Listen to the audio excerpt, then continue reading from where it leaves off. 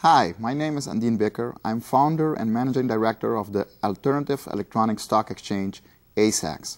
We at AESX strongly believe that a niche online securities market approach by means of microexchanges, which operate 24/7 at very low cost, is the way of the future.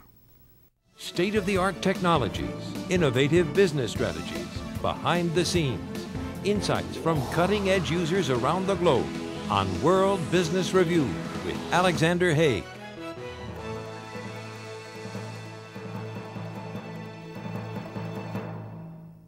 Welcome to World Business Review. I'm Alexander Haig.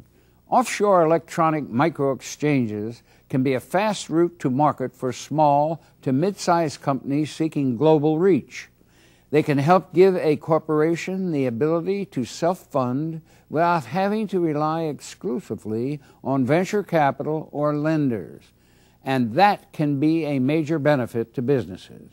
Here for this discussion is Andien Bikker, attorney at law, founder and managing director of AESX Platforms, AVV. Welcome to World Business Review. We're delighted to have you. Thank you. My pleasure being here. Now, also joining us is Jan Lambeau, Chief Operating Officer of AESX Platforms, AVV. And welcome to you, Jan. We're delighted to have you as well. Thank you, Al. It's great to be on your show. Now, Andien, what are the challenges for businesses seeking capital for startups or expansion of existing corporations?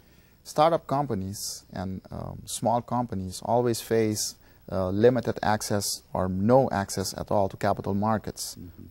Now, Jan, how do micro-exchanges provide a low-cost alternative for corporate finance today?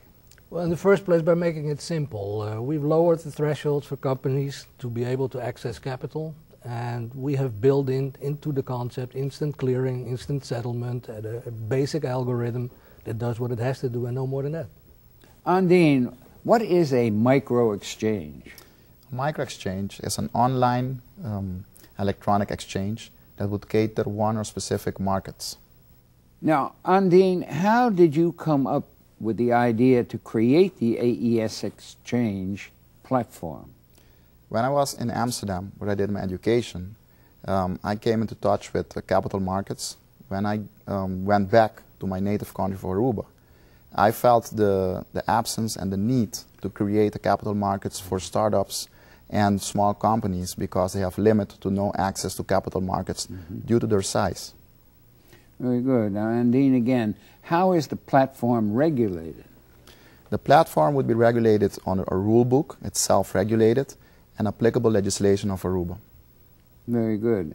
Now, Jan, can you explain the function of the platform in relation to different micro-exchanges?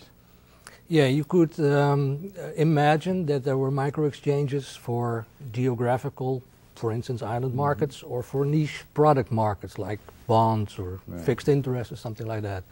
The platform operates as a portal, as an access portal to the different micro-exchanges that benefit of the low overhead and the low cost of the whole group.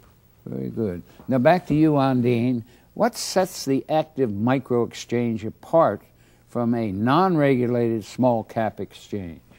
The active private placement exchange, PPDAC, basically gives as a unique concept access to startup companies.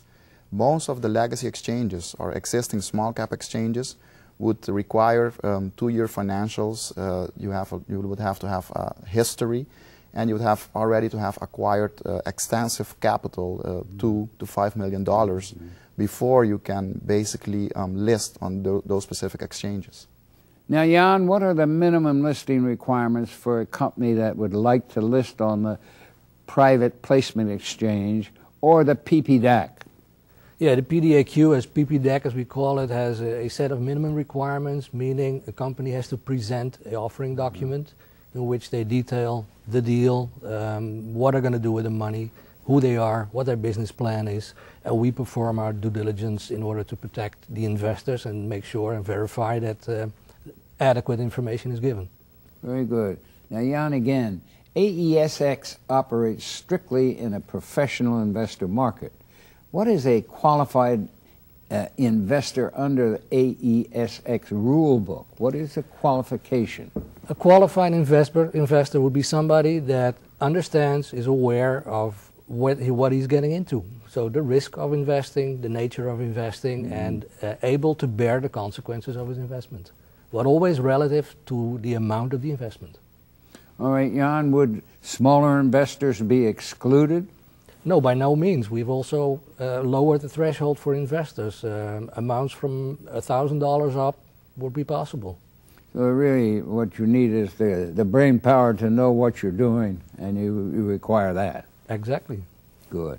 Now, Undine, what are the primary applicable laws under which the listings are carried today? The listings would be carried under Aruba law primarily, but also if a company is incorporated in another jurisdiction, they most of the times would have to observe their laws of incorporation as to securities and exchange. Right. Now, Undine, can U.S. small cap companies list on the PDAQ? We, U.S. companies, we have sought legal opinion of a U.S.-based counsel, and it appears that they can list under what is called the Regulation S exemption, and provided they observe the restrictions of the Regulation S exemption, they most certainly can list on the exchange. Now, Jan, what types of companies are currently listed on the PPDAC, and which type is predominant in the upcoming listings? Well, one of the listings we did as first is ourselves. So the platform is a public company listed and funded through a private placement, so listed on the PPDAC. We have listed Mobile VPT, which is a telecoms company that is changing the way the world moves money by providing mobile payment systems. It's a UK-based company. Yeah. We have No-Nox Gas Engines, a Dutch company, doing a private placement in order to fund their production of gas engines that will replace diesel engines.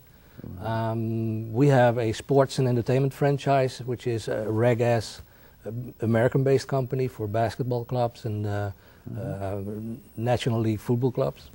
And the direction we're taking is that we see a lot of early-stage development companies that are, for instance, looking for alternative energy, wind, biodiesel, bioethanol, as I said, the gas engine application.